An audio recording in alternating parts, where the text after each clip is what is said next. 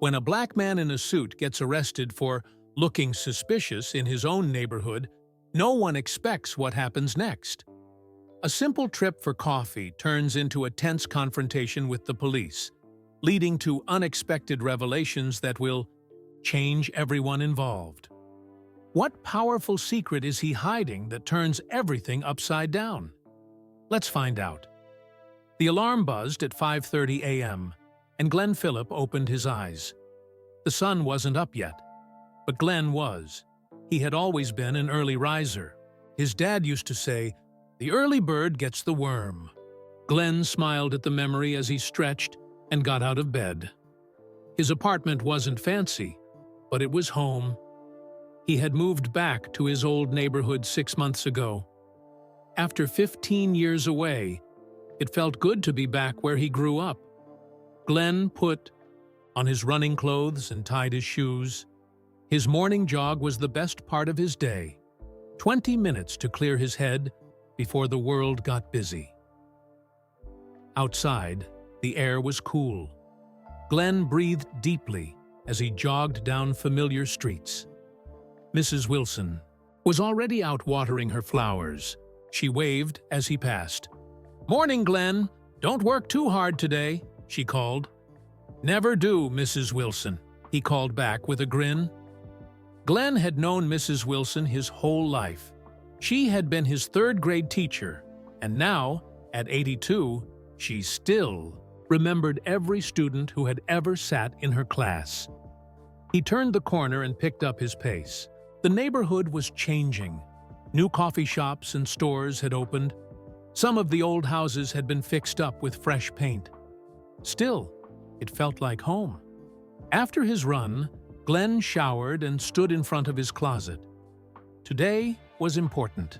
He picked out his best navy blue suit, a crisp white shirt, and his favorite red tie. His father had given him that tie on his first day of college. "Dress like the man you want to be," his father had told him. Glenn looked in the mirror as he nodded. His tie. At 35, he had a few gray hairs at his temples. His mother said they made him look wise. His face was clean-shaven, and his eyes were bright and focused. He grabbed his watch from the dresser. Not an expensive one, but reliable. It had been with him through thick and thin, just like his father's lessons. "Keys, wallet, phone," Glenn said to himself, patting his pockets. It was his morning routine. He never left home without checking.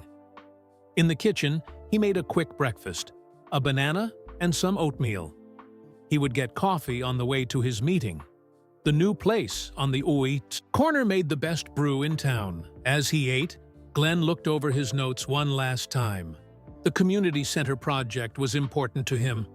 It would give local kids a safe place to study and play. Glenn had big plans for it. His phone buzzed with a text from his sister, Maya. "Good luck today. Knock 'em dead." Glenn smiled and texted back, "Thanks, sis. We'll call you later with the good news." Maya was his biggest fan. Even when they were kids, she believed he could do anything. Now she was a doctor in Chicago, saving lives every day. Their parents had raised them to reach for the stars. At 7:45, Glenn locked his apartment door and headed out. His meeting wasn't until 9, but he liked to be early. Plus, he needed that coffee. The morning was bright now. Neighbors nodded as he walked by. Everyone knew Glenn. He had coached the community basketball team last summer and helped organize the neighborhood cleanup day. "Hey, Mr. Phillip," called Dion, a 12-year-old from down the street. "Are we having practice this weekend?" "You bet," Glenn replied. "Saturday at 10. Don't be late." Glenn loved coaching the kids. They reminded him of himself at that age, full of energy and dreams. As he walked, Glenn thought about how far he had come. His journey hadn't been easy, but he was proud of it. After college, he had traveled the world, learning and growing. Now he was back, hoping to make a difference in the place that had shaped him. The coffee shop was just ahead. Through the window, Glenn could see it was busy. People in suits and casual clothes were getting their morning fix. He checked his watch. Plenty of time. As he waited at the crosswalk, a police car drove slowly past. The officer inside glanced at Glenn, then looked again. The car slowed down even more. Glenn felt a familiar tightness in his chest. He had felt it many times before. Just another day, he whispered to himself, straightening his tie. Just another day. He crossed the street, keeping his head high and his steps steady. The police car made a U-turn behind him. Glenn took a deep breath and reached for the coffee. Shop door. The warm smell of coffee beans greeted him as he stepped inside. The line wasn't too long. 5 people stood waiting. Glenn checked his watch again, still plenty of time before his meeting. Behind him, he heard the door open. From the corner of his eye, he saw a blue uniform. His shoulders tensed, but he kept his eyes forward. "Good morning," said the barista when it was his turn. "What can I get you?" "Large black coffee, please," Glenn replied with a smile. As he paid, he felt someone standing too close behind him. Not just waiting in line, watching him. "Sir, can we have a word with you outside?" The voice was firm, official. Glenn turned slowly. 2 police officers stood there. Their name tags read Daniels and Reynolds. Officer Daniels was older, with hard eyes and a tight mouth. Officer Reynolds looked younger, maybe new to the job. "Is something wrong?" Glenn asked, keeping his voice calm. "Step outside, please," Officer Daniels said. It wasn't a request. The coffee shop grew quiet. Everyone was watching now. Glenn felt heat rise in his face, but he kept his expression neutral. "Of course," he said. Outside, the officers positioned themselves so Glenn stood with his back to the building. People passing by slowed down to look. "Can I ask what this is about?" Glenn asked. "We received a call about a suspicious person in the area," Officer Daniels said. "Someone who doesn't belong here." Glenn took another deep breath. "I live 3 blocks away. I grew up in this neighborhood." "ID," Officer Daniels demanded, holding out his hand. Glenn reached slowly for his wallet. "I'm just getting coffee before a meeting." "What kind of meeting?" Officer Reynolds asked, watching Glenn's hands. "Community development project. I'm meeting with the city planner about funding for a new youth center." Glenn handed over his driver's license. Officer Daniels looked at the ID, then at Glenn. "This says you live on Maple Street." "That's right, number 1542. I moved back 6 months ago." "And what do you do, Mr. Phillip?" Officer Reynolds asked. "I work in international relations," Officer Daniels snorted. "International relations? In this neighborhood?" Glenn kept his voice level. "Yes, officer. In this neighborhood." A second police car pulled up to the curb. Glenn's heart sank. This was escalating for no reason. "We've had reports of someone casing houses on this block," Officer Daniels said. "You match the description." "What description?" Glenn asked. The officers exchanged glances. "Male, black, well-dressed, looking out of place," Officer Daniels finally said. "I'm wearing a suit because I have a meeting," Glenn explained. "And I don't look out of place because I'm from here." More people were gathering now. Someone had their phone out, recording. Glenn saw Mrs. Wilson across the street, concern on her face. "Where were you between 6 and 7 a.m. this morning?" Officer Daniels asked. "At home, then jogging." "Mrs. Wilson saw me," Glenn said, nodding toward his former teacher. "She's right there if you want to ask her." "And what's in your briefcase, officer?" Reynolds asked, pointing to the leather bag at Glenn's side. "Work papers. Meeting notes." "Open it," Daniels ordered. Glenn considered refusing. He knew his rights, but he also knew how quickly things could go wrong. "Am I being detained?" he asked clearly. "Just open the bag, sir." Officer Reynolds's hand moved to rest on his belt. Glenn set his briefcase on a nearby bench and opened it. Inside were folders, a tablet, and a small wrapped gift box. "What's that?" Officer Daniels pointed to the box. "A gift for my assistant. It's her birthday tomorrow, officer." Daniels reached for the box. "I need to check this." "Officer, that's unnecessary. It's just earrings." A third police car arrived. This was getting out of hand. "Sir, how long have you really been in this neighborhood?" Officer Daniels asked, his tone suggesting he knew the answer already. "Like I said, I grew up here. I've been back 6 months." Glenn felt his patience wearing thin. "You can verify my address. You have my ID." "The problem is," Officer Daniels said, stepping closer, "no one around here wears suits like that or carries fancy briefcases. So either you're lying about living here or you're up to something else." "I'm going to be late for my meeting," Glenn said. "I haven't done anything wrong." More phones were recording now. In the distance, Glenn heard sirens. "Put your hands on the wall, please," Officer Daniels said suddenly. "What? Why?" Glenn didn't move. "Now, sir." Both officers moved toward him. "I haven't broken any law," Glenn stated firmly. "I'm just getting coffee." "This can go 2 ways," Officer Daniels said. "Easy or hard. Your choice." Glenn looked around. The crowd was growing. He didn't want a scene. He didn't want to become another viral video. He just wanted to go to his meeting. "Officer, please, this is a mistake." Officer Daniels grabbed Glenn's arm. "You're coming with us." As he was turned toward the police car, Glenn caught Mrs. Wilson's eye. She was already on her phone, her face a mask of worried determination.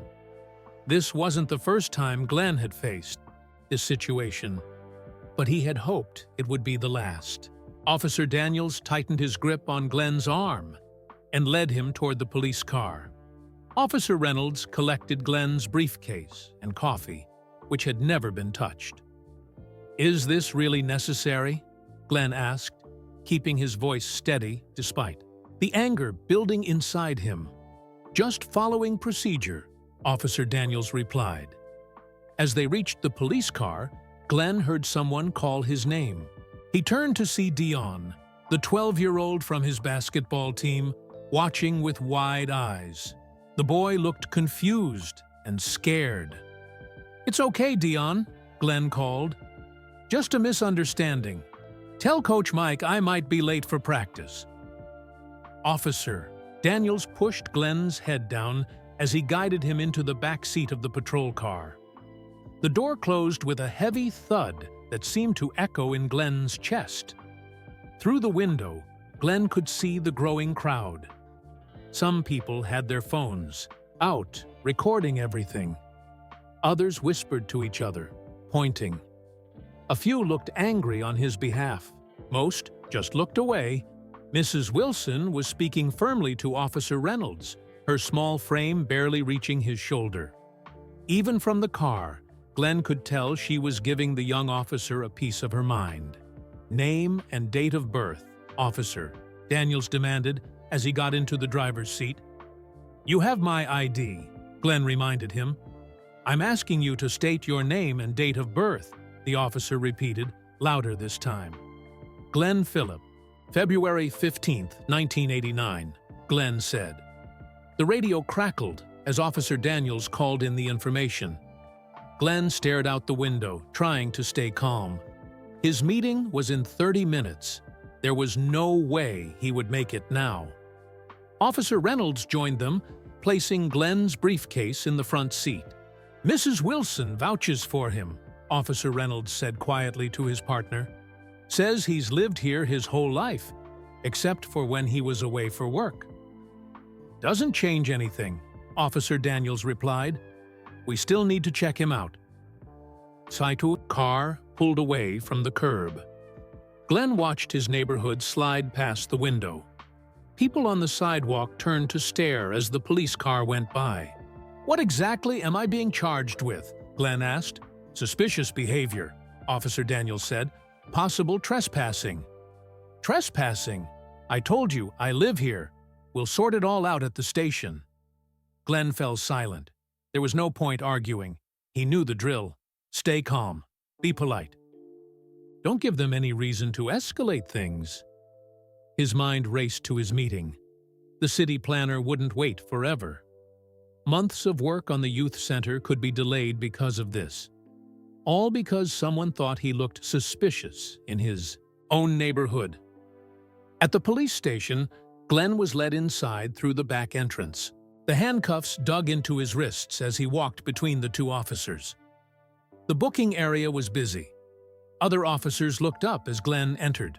Some returned to their work. Others watched with mild curiosity. Empty your pockets, a desk officer instructed. Glenn couldn't reach his pockets with the handcuffs on. Officer Reynolds removed them long enough for Glenn to comply. He placed his wallet, keys, phone, and a small notebook on the counter. The desk officer picked up each item, examining it before placing it in a plastic bag. When he reached the wallet, he opened it and began counting the cash inside. That's $500, Glenn explained, for my assistant's birthday gift. The officer raised an eyebrow but said nothing. He continued looking through the wallet, pulling out cards and IDs. You sure have a lot of cards here, he commented, holding up Glenn's bank cards, membership. Cards and various IDs. I travel for work, Glenn said simply. The officer seemed to focus on one particular card, but returned everything to the wallet without comment. The wallet went into the plastic bag with the rest of Glenn's belongings. Fingerprints, the officer said, pointing to an electronic scanner. Am I being charged with something? Glenn asked again. Just procedure, Officer Daniels said from behind. Him. Cooperate, and this will go faster. Glenn allowed his fingerprints to be taken. Then an officer took his photograph, front and both sides, like a criminal. When do I get my phone call? Glenn asked. All in good time, the desk officer replied. Glenn was led to a small holding cell. Inside were two other men, one sleeping on a bench, the other pacing back and forth. The cell door clanged shut behind him. The pacing man looked Glenn up and down. Nice suit, he commented. What are you in for? Insider trading? He laughed at his own joke. Suspicious behavior, Glenn replied. Whatever that means. Man, they got nothing better to do, the man said, shaking his head. Glenn sat on the empty bench. His meeting had started by now. The city planner was probably wondering where he was. His phone was in a plastic bag somewhere, so he couldn't even call to explain. Hours seemed to pass. Officers walked by without glancing at him. The sleeping man woke up and was released. The pacing man was taken for questioning. New people were brought in. Glenn remained. Finally, Officer Reynolds appeared at the cell door. You get your phone call now, he said, opening the door. Glenn followed him to a phone mounted on the wall. Officer Reynolds stood nearby, watching. One call, he said. Make it count. Glenn stared at the phone for a moment. He could call his lawyer, or his sister, or the city planner to apologize for missing the meeting. Instead, he dialed a number he rarely used but had memorized long ago. A number that would change everything. As the phone rang, Glenn caught Officer Reynolds watching. Him, curiously. Curious who I'm calling? Glenn asked. Before Officer Reynolds could answer, someone picked up on the other end of the line. Glenn turned away from the officer's gaze and spoke quietly into the receiver. It's happened again. Downtown precinct. The ID voice on the other end was calm but firm. "Stay calm. We're on it." Glenn hung up and turned back to Officer Reynolds. "Who was that?" the officer asked. "You'll find out soon enough," Glenn replied. As he was led back to his cell, Glenn noticed a change in the station. Officers were moving more quickly. Phones were ringing. Something was happening. Glenn sat on the bench and waited. For the first time since the handcuffs had clicked around his wrists, he allowed himself a small smile. The holding cell was quiet now. The other detainees had been processed or moved elsewhere. Glenn was alone with his thoughts and the faint sounds of the police station beyond the bars. He checked his watch, a habit that was useless now. They had taken his watch during booking. His meeting with the city planner had definitely started without him. Hours had passed since his morning jog seemed like a different lifetime. Officer Reynolds walked by the cell, glancing in at Glenn. There was curiosity in the young officer's eyes now, not the suspicion from earlier. "Everything okay in there?" he asked, stopping. "As okay as it can be when you're locked up for buying coffee," Glenn replied calmly. Reynolds shifted uncomfortably. "Look, we were just responding to a call. And did you find what you were looking for? Any evidence of this suspicious behavior I'm accused of?" The officer didn't answer directly. "The captain wants to know who you called." "I'm sure he does. Was it your lawyer?" Glenn just smiled again. Down the hallway, a door opened. Voices echoed. Unfamiliar ones, official sounding. Officer Reynolds turned toward the sound, then back to Glenn. "You've got friends in high places?" he asked.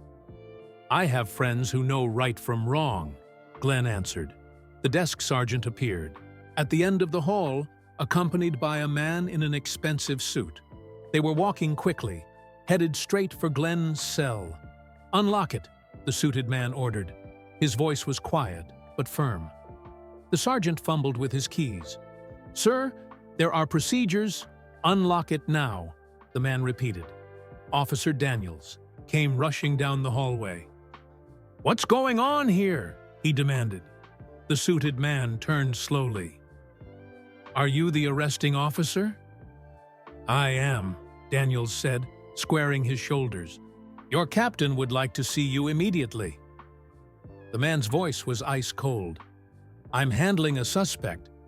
Mr. Phillip is no longer your concern." The suited man cut him off. "Captain's office, now." Officer Daniels looked confused, but headed toward the captain's office. As he passed Glenn's cell, he shot him a look of suspicion mixed with growing uncertainty. The cell door opened with a metallic clang. The suited man gestured for Glenn to come out. "Mr. Phillip, I apologize for the delay. I'm Thomas Bennett, State Department." Glenn nodded and stepped out of the cell. "Thank you for coming so quickly." "Of course." "She's waiting in the conference room." Officer Reynolds was watching the exchange with wide eyes. More officers had gathered at the end of the hallway, whispering among themselves. As Glenn walked past, head high, shoulders straight, the officers fell silent.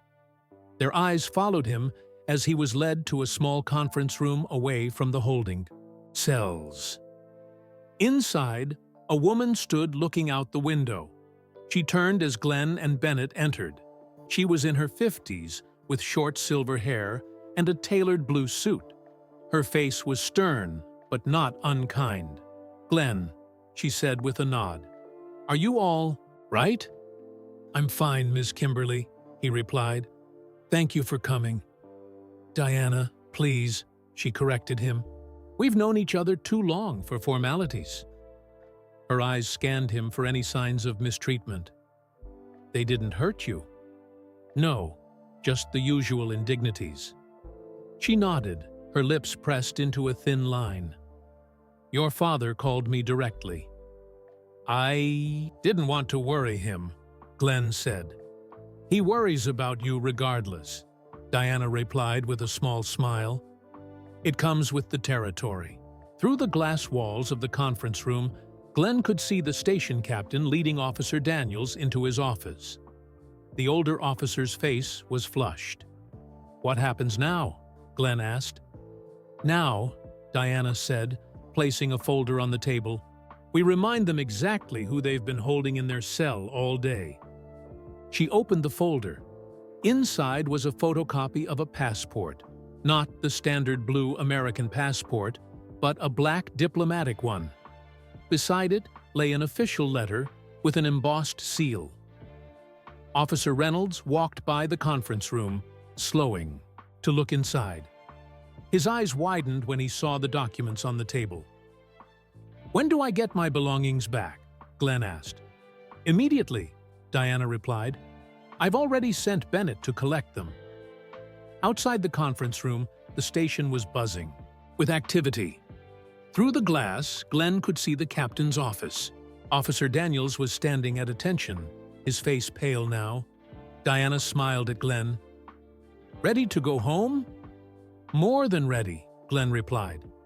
"But this isn't over, is it?"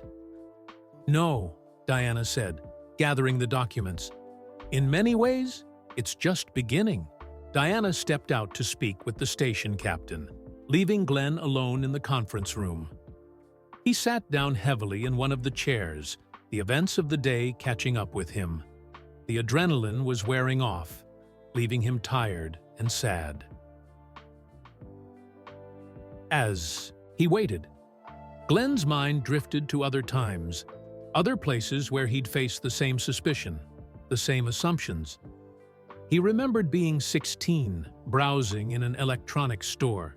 The security guard who followed him from aisle to aisle, never more than a few steps behind. When Glenn asked if he needed help finding something, the guard had just glared. He remembered his first year of college, walking back to his dorm after a late study session.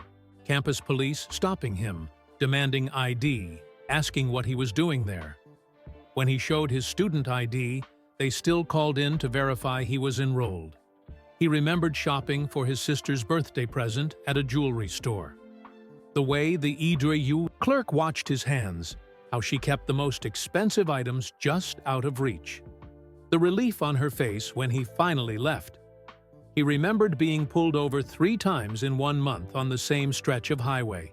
Each time, a different officer, a different reason. Headlight out, it wasn't. Swerving, he hadn't been. Speeding, he'd been going under the limit. Each memory came with the same feelings. The heat in his cheeks, the tightness in his chest, the careful control in his voice, the need to stay calm, stay polite, no matter how unfair it was. His father had taught him how to handle these situations. "Control what you can control," he'd said. "Your reactions, your words, your dignity. No one can take those from you unless you let them." Through the glass walls, Glenn watched Officer Daniels emerge from the captain's office. The officer's face was flushed, his mouth set in an angry line. He looked toward the conference room, caught Glenn watching him, and quickly looked away. Officer Reynolds approached with a plastic bag containing Glenn's belongings. He entered the conference room cautiously. "Your things, Mr. Phillip," he said, setting the bag on the table. "All accounted for." "Thank you," Glenn replied. Reynolds lingered, seeming to want to say something more. "Sir, we didn't know." "You didn't know what?" Glenn asked quietly. The young officer shifted uncomfortably. "About your position." "And if I didn't have a position? If I was just a regular guy getting coffee before work? Would that make what happened okay?" Reynolds had no answer for that. Glenn started sorting through his belongings. His phone showed several missed calls from the city planner, and one from his sister. His watch showed it was now 3:42 p.m. His entire day wasted. "Sir," Reynolds said after a moment, "for what it's worth, I'm sorry." Glenn looked up at him. The officer seemed genuinely ashamed. "It's not worth much to me right now," Glenn said honestly, "but maybe it will be, if you remember this feeling the next time you're about to stop someone for looking suspicious." Diana returned, followed by Thomas Bennett. "Everything's been cleared up," she said. "We can go now." Glenn stood and put on his watch, straightened his tie. It was a small gesture, but it helped him reclaim a bit of the dignity that had been stripped away that morning. "After you," Diana said, holding the door. Glenn walked out of the conference room, past the officers who had been whispering about him all day, his head held high. The station grew quiet as he passed. Outside, the afternoon sun felt like freedom. Glenn breathed deeply, letting the fresh air fill his lungs. After hours in the stale police station, even the city's traffic fumes seemed sweet. "My car is this way," Diana said, pointing to a sleek black sedan parked across the street. Thomas Bennett was already holding the back door open. As they walked toward the car, Glenn's phone buzzed. It was a text from his sister. "Are you okay? Call me ASAP." "I need to call my sister," Glenn told Diana. "She must be worried." "Of course," Diana replied. "We can drop you at home, or you can come to the office to file a formal complaint. Your choice." Before Glenn could answer, he noticed a commotion at the police station entrance. Several officers rushed outside, standing at attention. A moment later, the station captain emerged, looking nervous. "What's happening?" Glenn asked. Diana turned to look. "Ah," she said with a small smile. "Your father works fast." A second black sedan pulled up to the curb.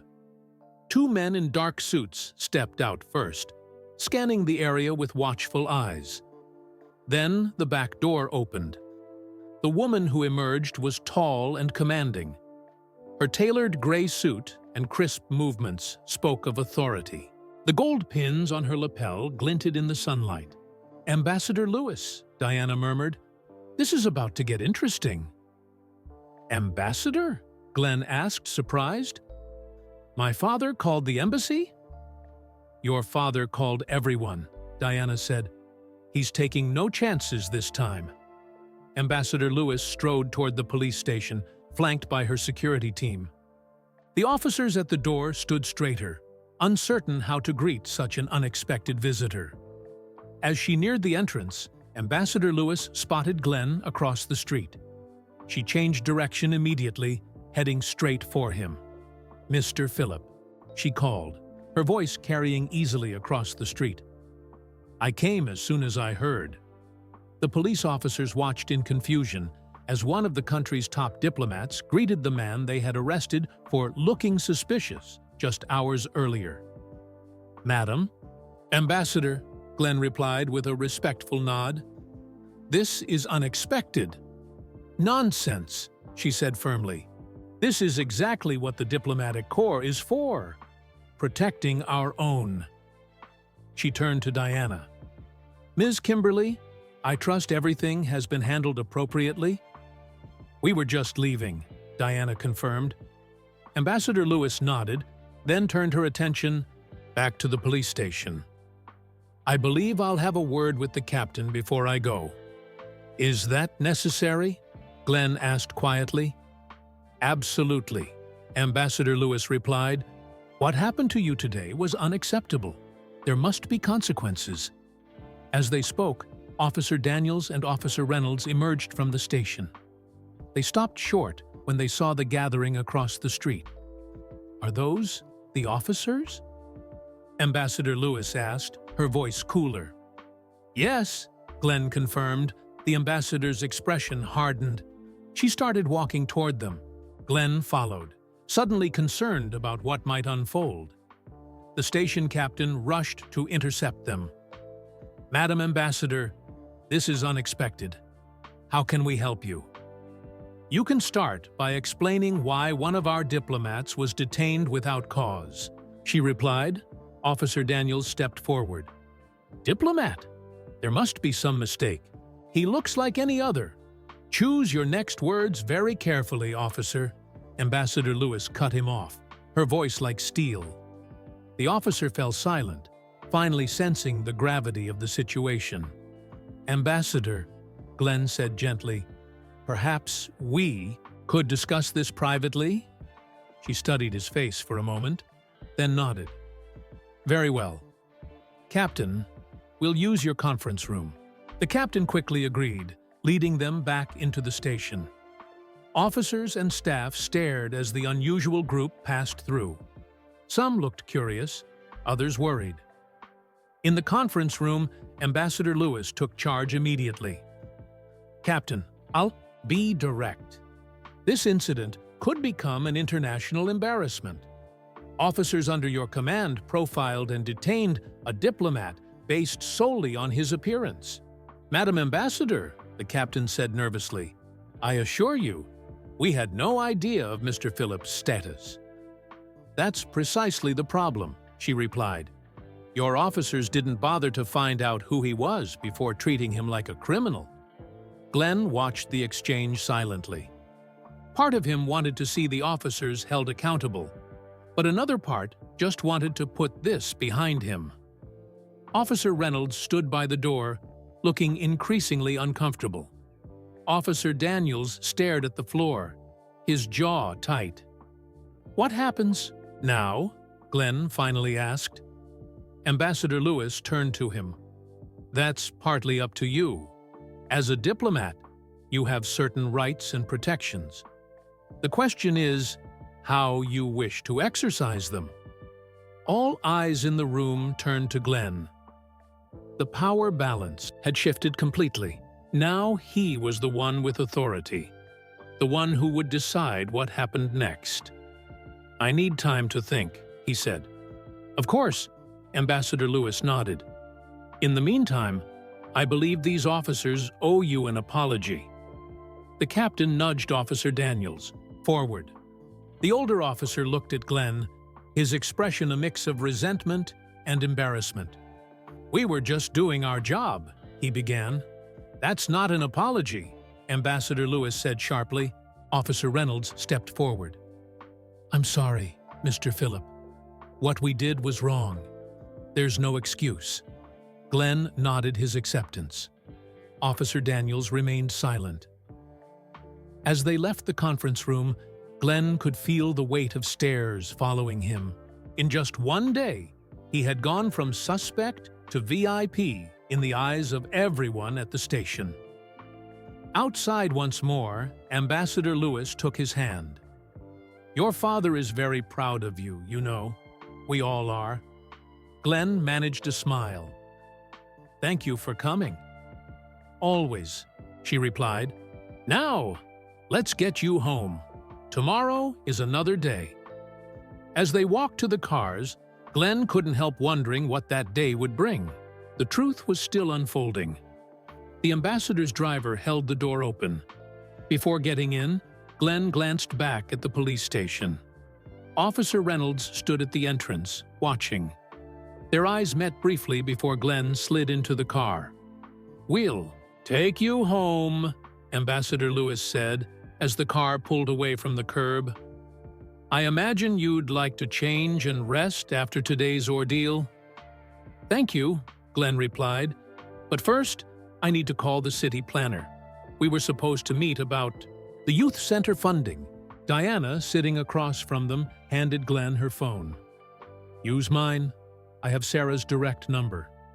Glenn raised an eyebrow. You know Sarah Williams? Of course, Diana smiled. We make it our business to know everyone involved in community development. It's part of our diplomatic mission. Glenn made the call quickly, apologizing to Sarah and explaining that he'd been unavoidably detained. She was understanding and agreed to reschedule for the following morning. As he handed the phone back to Diana, Ambassador Lewis studied him thoughtfully. You handled yourself well today, she said. Your father taught you well. He had a lifetime of practice, Glenn replied. The car turned onto Maple Street. Glenn's apartment building came into view, a modest brick structure on a tree-lined block. Nothing fancy, but it was home. "Why do you choose to live here?" Ambassador Lewis asked. "Suddenly, you could have a place in the diplomatic quarter. Security, amenities, colleagues nearby." Glenn looked out at his neighborhood. Kids playing basketball in a driveway, an old man walking his dog, neighbors chatting on porches. "This is where I grew up," he said simply. "These are my people." The ambassador nodded, understanding in her eyes. "Your father said the same thing when he first arrived. I want to live among real Americans," he told us. The car stopped in front of Glenn's building. "Would you like us to come up?" Diana asked. "No need," Glenn replied. "I appreciate everything you've done today, but I'd like some time alone."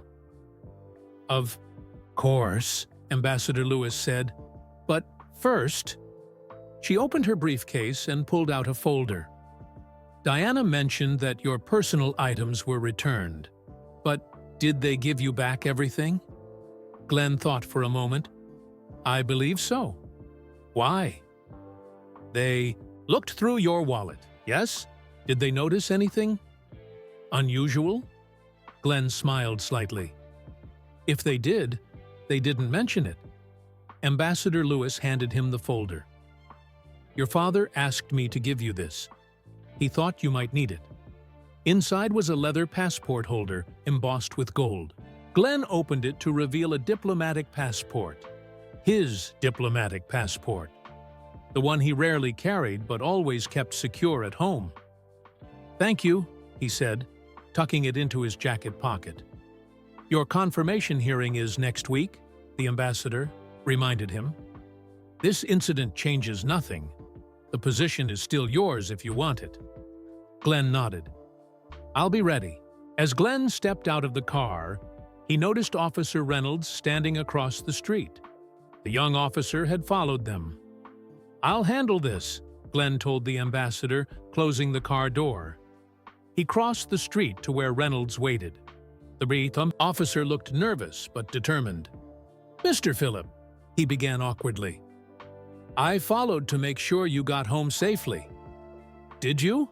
Glenn asked, skeptical. "And to apologize again," Reynolds admitted. "Properly this time." Glenn waited, saying nothing.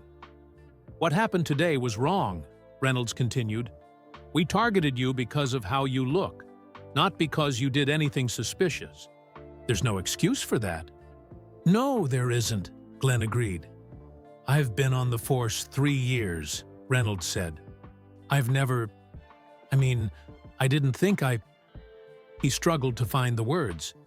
"You didn't think you were that kind of officer?" Glenn suggested.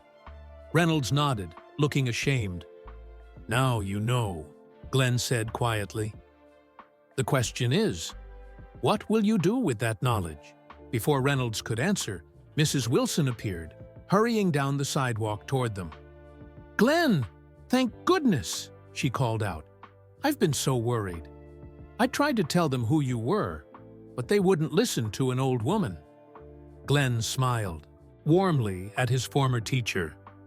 "I'm fine, Mrs. Wilson. Everything's sorted out now." She turned to Officer Reynolds, her expression cooling. "Young man, I hope you've learned something today." "Yes, ma'am," Reynolds replied respectfully. Mrs. Wilson turned back to Glenn. "Will this affect your father's visit tomorrow?" The community center is still planning the welcome reception. Officer Reynolds's eyes widened at the mention of Glenn's father. "Everything will proceed as planned," Glenn assured her. "In fact, this might make his visit even more meaningful." As Mrs. Wilson headed home, satisfied, Reynolds looked at Glenn with new understanding. "Your father is a diplomat," he said. "That's why the ambassador came." "My father is the ambassador to the United States from Botswana," Glenn explained, "and I'm his son." Reynolds stared at him. "So, when we arrested you, you arrested a diplomat's son." Glenn confirmed. But more importantly, you arrested a man who had done nothing wrong. He reached into his pocket and pulled out his diplomatic passport. I tried to tell you, he said, holding it up. Officer Reynolds's face paled as the full implications hit him. I'm sorry, he whispered. Glenn nodded, putting the passport away. I know you are. Now make sure it counts for something. As Reynolds walked away, Glenn climbed the steps to his apartment building. It had been a day unlike any other, yet in some ways, all too familiar. Tomorrow would be different. Tomorrow, the truth would be fully known. Glenn woke early the next morning, despite his exhausting previous day. Old habits were hard to break, and his morning run helped clear his head. As he jogged through the neighborhood, he noticed people watching him. Word had spread quickly about what happened at the coffee shop. Some neighbors waved or called out greetings, more friendly than usual. Others looked surprised to see him, as if they'd expected him to have moved to a safer, more upscale neighborhood overnight. A few seemed unsure how to act around him now that they knew who he really was. When Glenn returned to his apartment, a small crowd of reporters waited outside the building. News vans lined the street. Someone had tipped off the media, Mr. Phillip. Can we get a statement about yesterday's incident? Is it true you're the son of Ambassador Phillip? Why were you living in this neighborhood undercover? Glenn pushed through them without answering. No comment, he repeated as cameras flashed around him. Inside his apartment, his phone was ringing. It was Diana. Have you seen the news? She asked when he answered. I've seen the reporters outside my building, Glenn replied, peering through the blinds at the growing media circus. It's all over the morning shows, Diana said.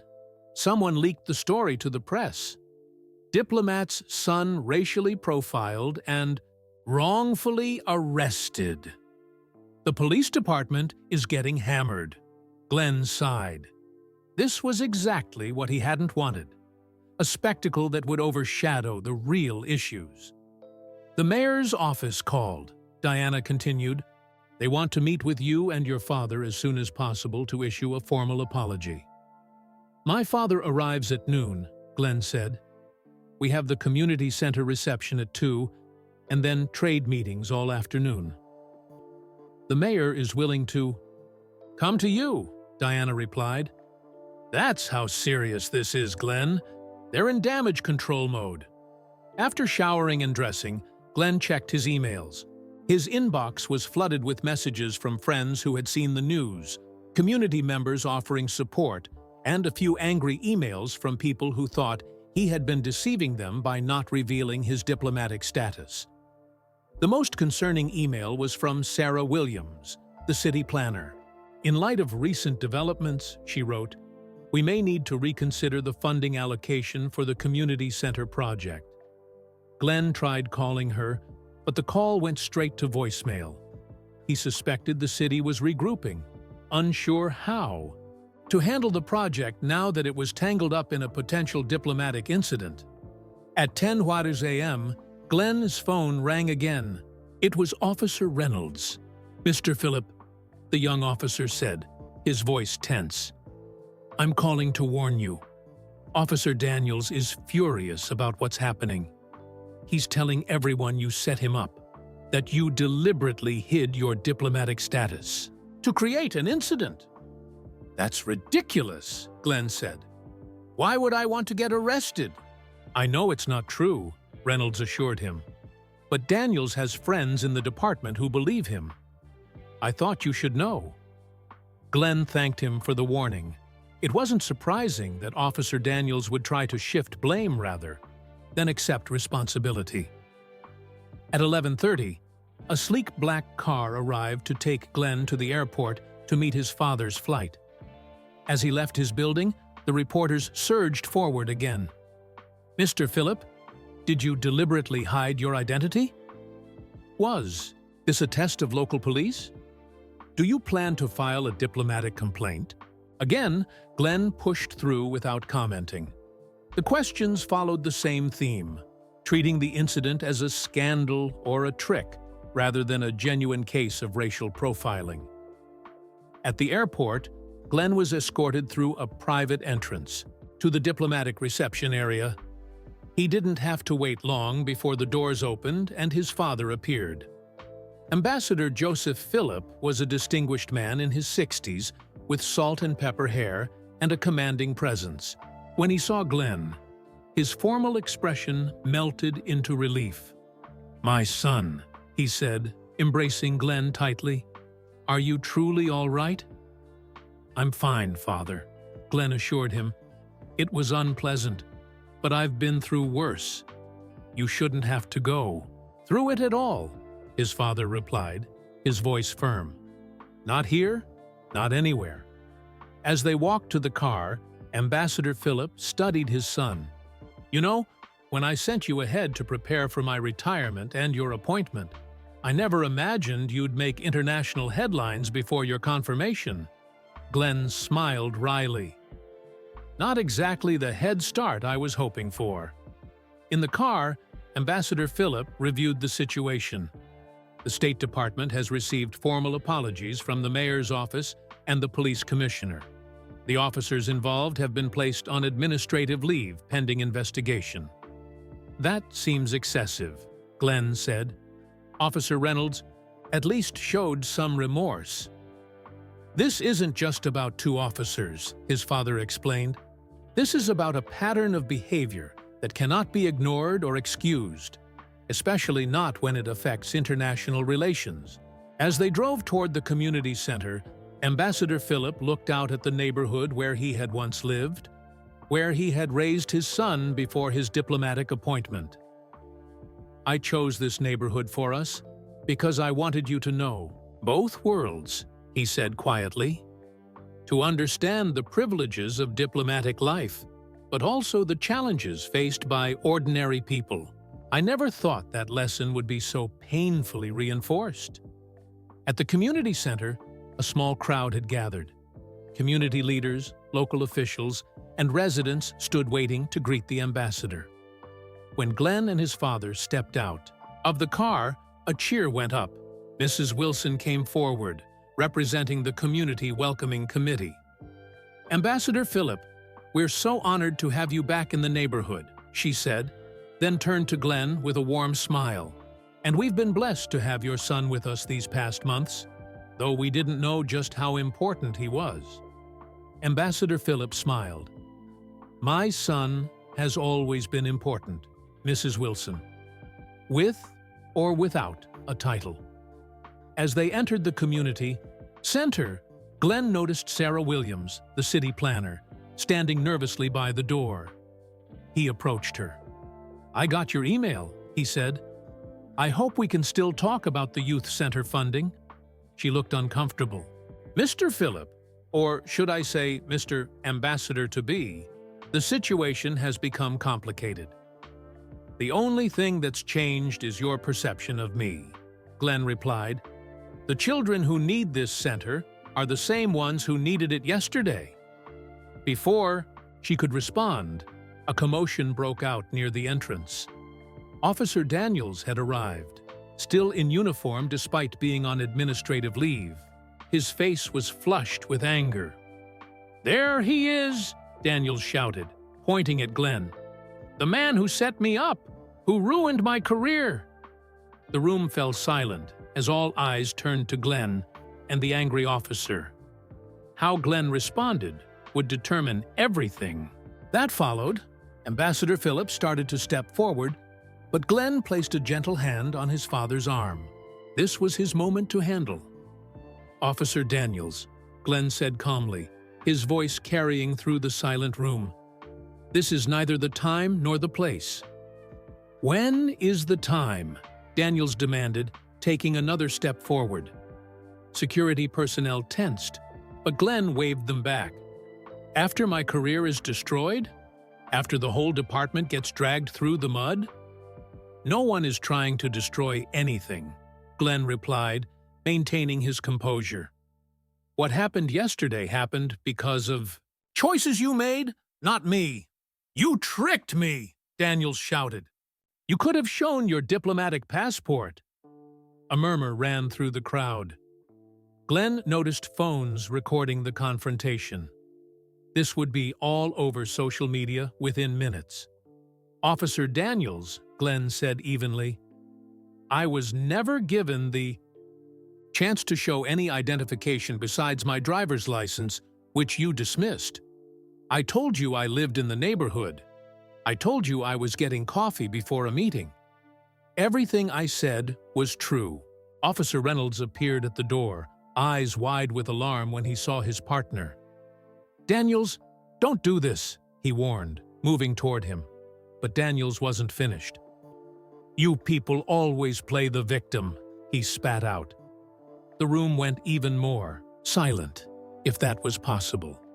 The ugly implication of you people hung in the air. Glenn felt a familiar anger rising, but he pushed it down. Decades of his father's training kicked in. Stay calm. Stay dignified. Never let them see you lose control. Officer Daniels, Glenn said, his voice still steady but cooler now. I think you should leave before you say something else you'll regret. Security moved in, but before they reached him, Officer Reynolds grabbed his partner's arm. That's enough, he said firmly. We're leaving. Now. As Reynolds pulled Daniels toward the exit, the older officer shouted over his shoulder. This isn't over! When the doors closed behind them, the room exhaled collectively. Ambassador Philip placed a supportive hand on his son's shoulder. Well handled, he said quietly. Glenn nodded, but the confrontation had left him shaken. Not because of Daniels's anger, but because of how easily the officer had revealed his true feelings. The mayor arrived moments later, rushing in with an entourage of aides and officials. He looked flustered when he saw the ambassador already there.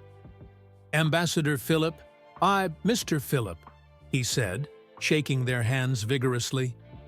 On behalf of the city, I want to express our deepest apologies for yesterday's unfortunate incident. Thank you, Mayor, Glenn replied. But rather than focusing on apologies, I'd prefer we discuss the community center project that was supposed to be approved yesterday. The mayor looked taken aback, clearly expecting the conversation to center around the arrest. Of course, he stammered. We can certainly discuss that as well. The remainder of the reception proceeded with strained politeness. Local officials who had ignored Glenn's emails for weeks now couldn't do enough for him. People who had treated him as just another community organizer now spoke to him with deference. It was exactly what Glenn had hoped to avoid by living quietly in the neighborhood. As the reception wound down, one of the ambassador's aides approached with a tablet. Sir, you might want to see this. On the screen was a news website with the headline, Diplomat's Son Confronts Officer Who Arrested Him. Below was a video of the confrontation with Officer Daniels. It's gone viral, the aide explained. All the major networks are picking it up. Glenn closed his eyes briefly. This was spiraling beyond his control. After the reception, Glenn and his father retreated to a private room with Diana and the mayor to discuss next steps. The police commissioner wants to meet with you tomorrow, the mayor said. He's prepared to offer a formal apology and discuss appropriate disciplinary action for the officers involved. I'm not interested in punishing officers, Glenn said. I'm interested in changing a system that allowed this to happen in the first place. Of course, the mayor agreed quickly. We're already planning sensitivity training for the entire force. Ambassador Philip shook his head. With respect, Mayor, sensitivity training is a band-aid. The wound requires deeper healing. The meeting continued with proposals and counter-proposals. Through it all, Glenn found his thoughts returning to Officer Reynolds. the younger officer who had shown genuine remorse, who had warned him about Daniels, who had tried to prevent the scene at the community center. By evening, Glenn was exhausted. The story had exploded across social media and news outlets. Hashtags like "broad diplomatic immunity" and "profiled ambassador" were trending. Some coverage framed him as a victim, others questioned why he hadn't identified himself immediately, and a few even suggested he had orchestrated the whole thing as some kind of test or trap. None captured the simple truth. He was just a man, trying to get coffee before a meeting. That night, Glenn sat with his father in his modest apartment, sharing a meal his father had insisted on cooking. Ambassador Philip moved around the small kitchen with ease, having lived in similar apartments during his early days in America. "The State Department is concerned," his father said as they ate. "They fear this incident might affect your confirmation hearing next week." "Because I didn't immediately announce my diplomatic status to everyone I met?" Glenn asked, frustration creeping into his voice. "Because the hearing will now take place under intense public scrutiny," his father explained, "and some senators might use this situation to grandstand." Glenn pushed his food around his plate. "I never wanted any of this attention." "I know," his father said gently. "You wanted to reconnect with your roots, to understand the community. You'll be serving. That's commendable." A knock at the door interrupted them. Glenn answered to find Officer Reynolds standing in the hallway, looking uncomfortable in civilian clothes. "Mr. Phillip, I apologize for disturbing you at home," Reynolds said. "But I needed to speak with you." Glenn hesitated, then stepped aside to let him in. Reynolds stopped short when he saw Ambassador Phillip. "Sir," he said, nodding respectfully. "This is my father, Ambassador Phillip," Glenn said. "Father, this is Officer Reynolds." "The one who warned you about Daniels," his father noted. Reynolds nodded, looking ashamed nonetheless. "I came to tell you that Officer Daniels has been suspended. But there's more. He's talking to anyone who'll listen, telling his side of the story. Some officers believe him." "And you?" Ambassador Phillip asked. "What do you believe?" "I believe we were wrong," Reynolds said simply. "We saw a black man in a suit and decided he didn't belong.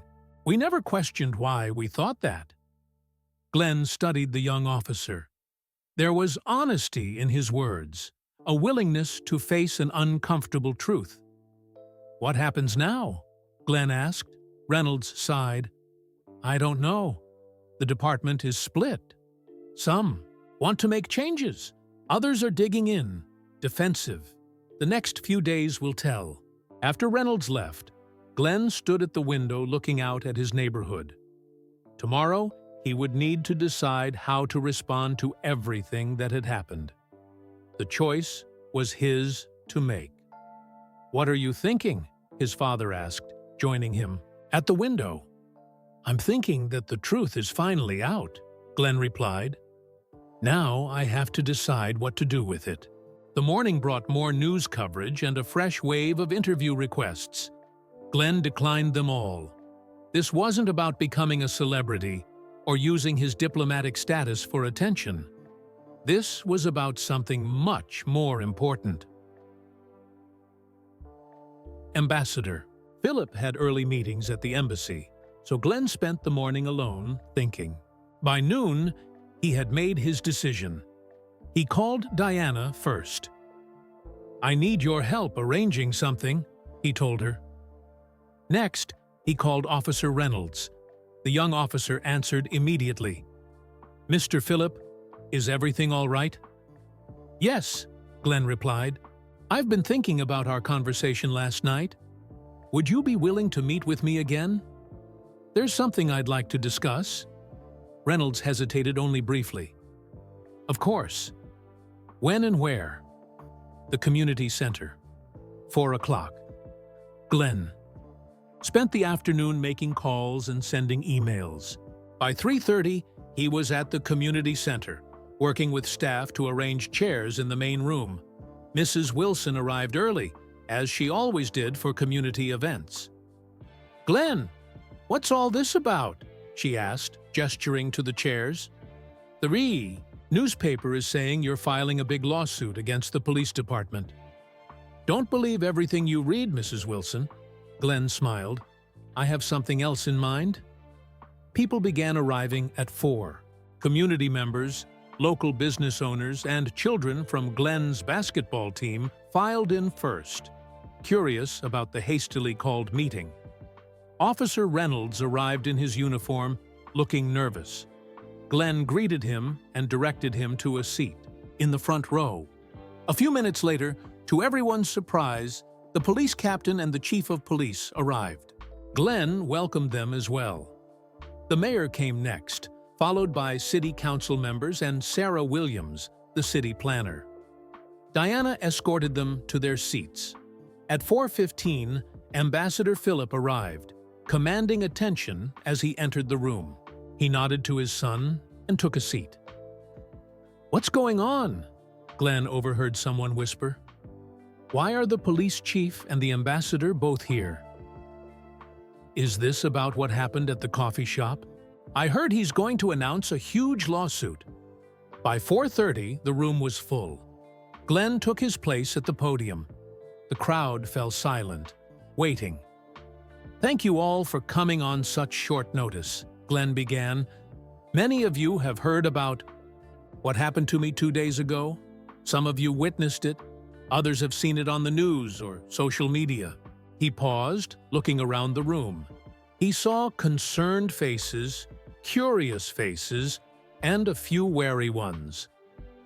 "I was arrested for being black in a coffee shop," he said simply. "For looking out of place in a suit, in a neighborhood where I grew up, where Mrs. Wilson taught me in 3rd grade, where I coach basketball on weekends." Murmurs of agreement and head nods rippled through the community members. "What happened to me isn't new or unusual," Glenn continued. "It happens every day to people who don't have diplomatic passports, who don't have ambassadors and State Department officials to call, people who are just trying to live their lives with dignity." He noticed Officer Reynolds looking down at his hands, listening intently. "I could file complaints. I could demand that officers be fired. I could take legal action that would cost the city thousands of dollars." Glenn shook his head. But that wouldn't solve the real problem. The room was completely silent now. Everyone focused on his words. The real problem isn't just a few officers. It's a system that teaches them to see some people as suspicious based on nothing but the color of their skin. It's a community where neighbors call the police because someone doesn't belong. It's to a world where I need a diplomatic passport to get respect that should be every person's right. Glenn looked at his father, who nodded encouragingly. "My father came to this country as a young diplomat 35 years ago. He chose to live in this neighborhood to understand America beyond embassy parties and political meetings. He wanted to know real people, to raise his children among them." Ambassador Philip smiled at the memory. "When I returned 6 months ago to prepare for my own diplomatic appointment, I made the same choice. To live here, among you. To remember who I'm really serving."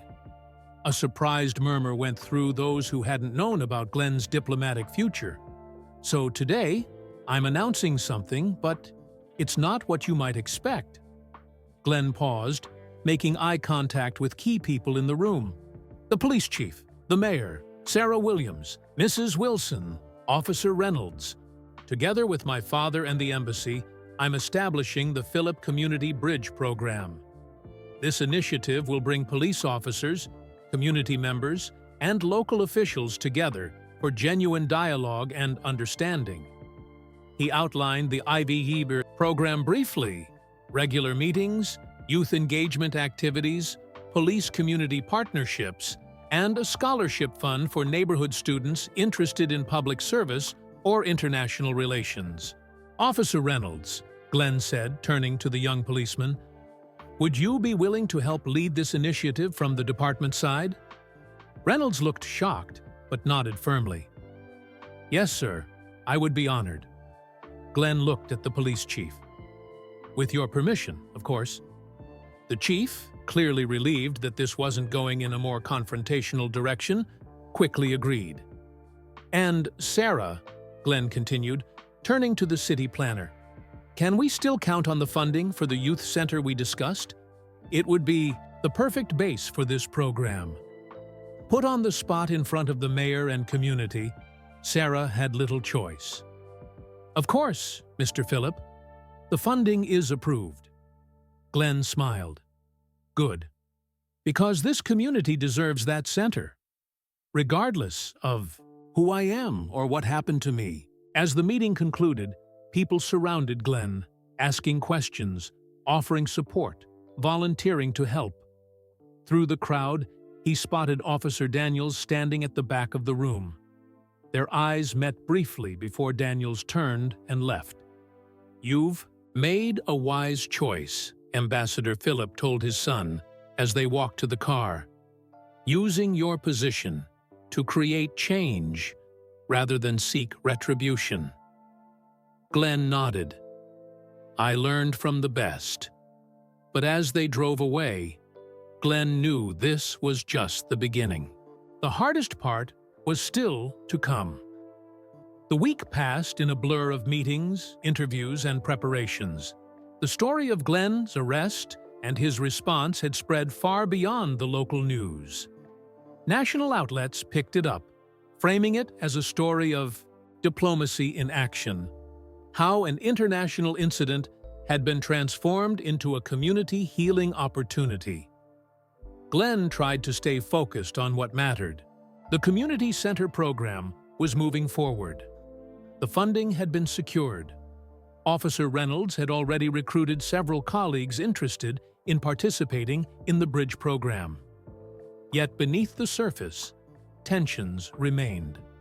Officer Daniels had been suspended, but was fighting the decision, claiming he was being made a scapegoat. Some officers stood with him, while others distanced themselves. The department was divided. In the neighborhood, Glenn noticed subtle changes. People who used to greet him casually now seemed overly polite or awkward. Children on his basketball team asked if he was really going to be an ambassador like his dad. The easy relationships he had built were now complicated by his revealed status. Friday evening, Glenn sat in his apartment reviewing notes for his confirmation hearing on Monday. If approved, he would follow in his father's footsteps, representing his country as ambassador. It was everything he had worked toward, yet he felt unsettled. A knock at the door interrupted his thoughts. It was Diana. "Are you ready for tomorrow?" she asked, stepping inside. Tomorrow was the official launch of the Community Bridge program. The mayor, police chief, and Ambassador Phillip would all attend. It would be Glenn's last public appearance before his confirmation hearing. "As ready as I can be," Glenn replied. Diana studied him. "You seem troubled." Glenn sighed. "I keep thinking about Officer Daniels. The officer who arrested you? Why waste thoughts on him?" "Because he's the one person I haven't reached," Glenn explained. "Everyone else is on board with the program. The chief, the mayor, Reynolds. But without officers like Daniels, nothing will really change." Diana shook her head. "You can't. Save everyone, Glenn. Some people don't want to be reached." After she left, Glenn made a decision. He found Officer Daniels' address in the community directory and drove across town to the officer's home. Daniels opened the door with a scowl that deepened when he saw who was standing on his porch. "What do you want?" he demanded. 5 minutes of your time," Glenn replied calmly. Reluctantly, Daniels stepped aside. Inside, the house was modest but neat. Photos of Daniels in uniform stood on a shelf, along with pictures of what must be his family.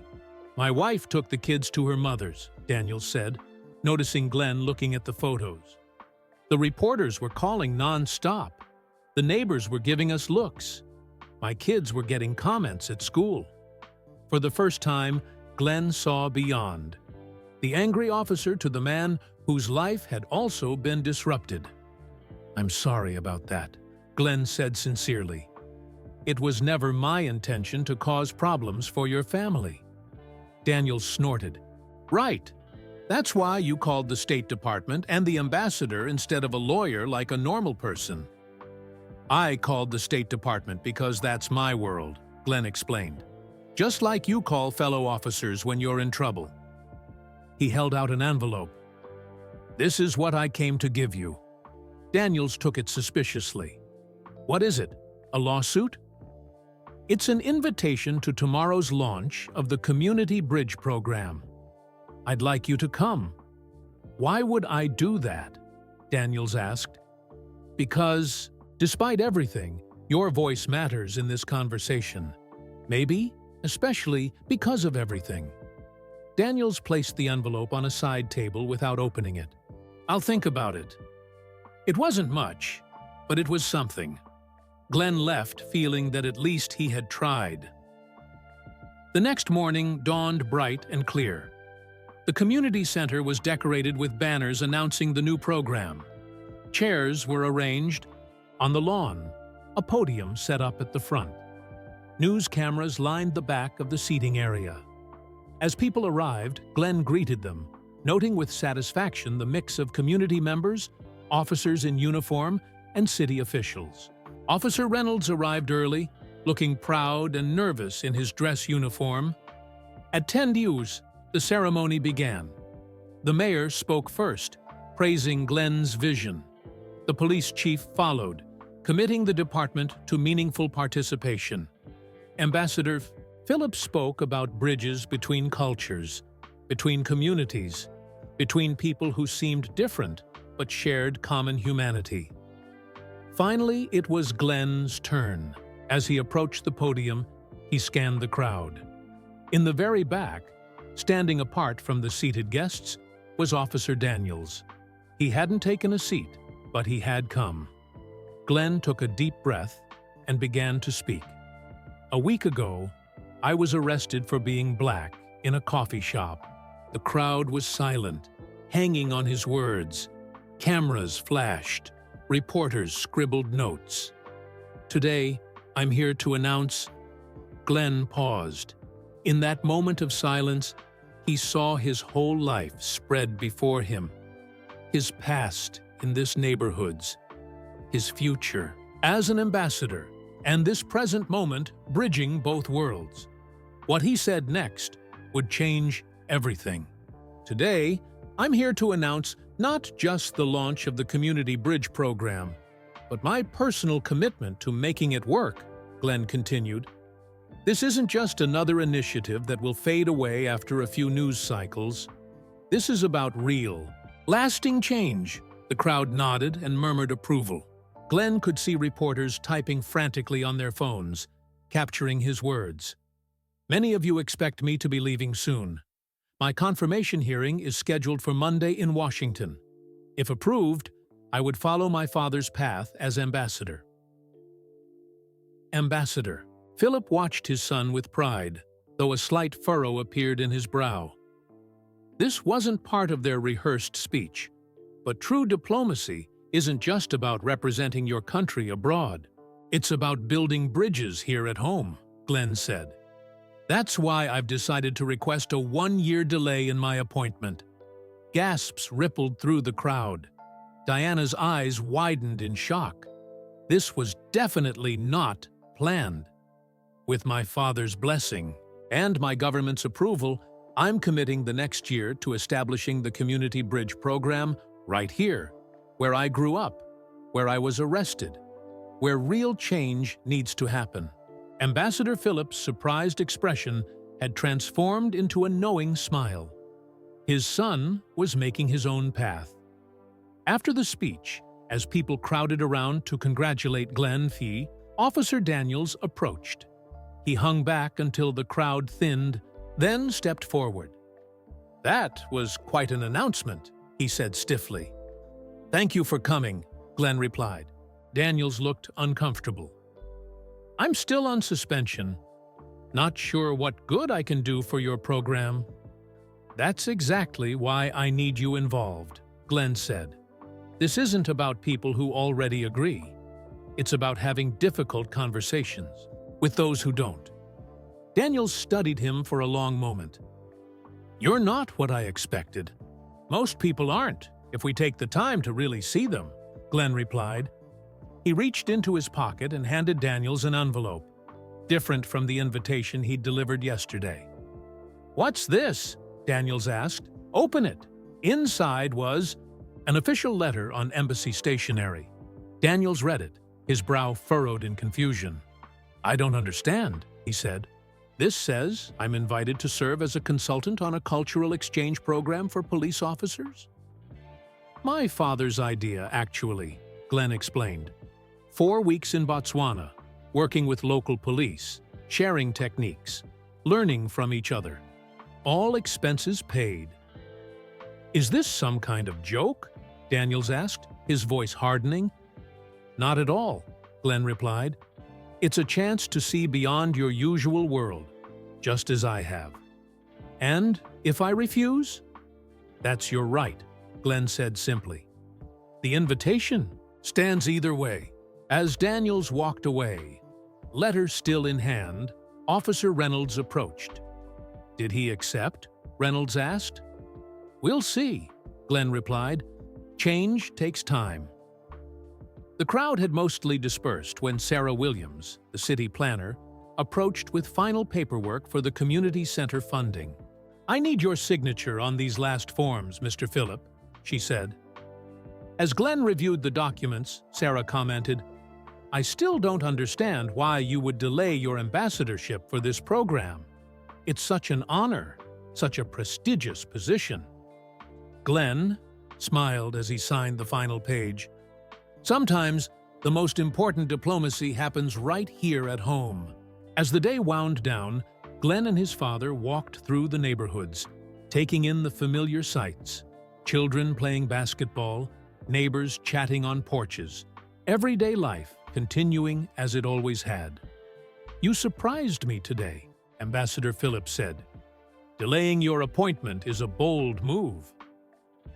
"I learned boldness from you," Glenn replied, "when you chose to live in this neighborhoods all those years ago instead of the diplomatic enclave." They stopped in front of the Ijai coffee shop, where Glenn had been arrested just 1 week earlier. Through the window, they could see people sipping drinks, working on laptops, living their lives. "Are you sure about this?" his father asked. "I'm sure," Glenn nodded. "I can't leave knowing that the next person who walks into that coffee shop might face the same treatment I did, but without a diplomatic passport to save them." As they turned to go, Officer Daniels emerged from the coffee shop, cup in hand. He seemed as surprised to see them as they were to see him. An awkward moment passed before Daniels spoke. "I've been thinking about your offer," he said. "The Botswana thing." "And?" Ambassador Phillip asked. "I might be interested," Daniels admitted, "if the invitation is serious." "It is," Glenn confirmed, holding out his hand. After a moment's hesitation, Daniels shook it. As the officer walked away, Ambassador Phillip smiled at his son. "You know, diplomacy runs in our family. But what you've done here goes beyond anything I achieved in my career." "How so?" Glenn asked. "I spent decades representing our country to the world," his father explained. "But you found a way to represent humanity to itself. That's the harder task." As they continued their walk, Glenn's phone buzzed with a text message. It was from Officer Reynolds. "Daniels just asked about the Botswana program. I think he's coming around." Glenn smiled. The diplomatic passport that had saved him wasn't just a document, it was a responsibility. A tool not for privilege, but for change. And change, he was learning, began with reaching across the deepest divides. one handshake at a time. That was the end of the story. Where are you listening from today? If you enjoyed this story about Glenn, Philip's journey, please like this video and subscribe to the channel for more interesting stories like this one. Don't forget to share with your friends and family to help spread kindness and awareness. Your support helps us continue creating content that entertains while addressing important social issues.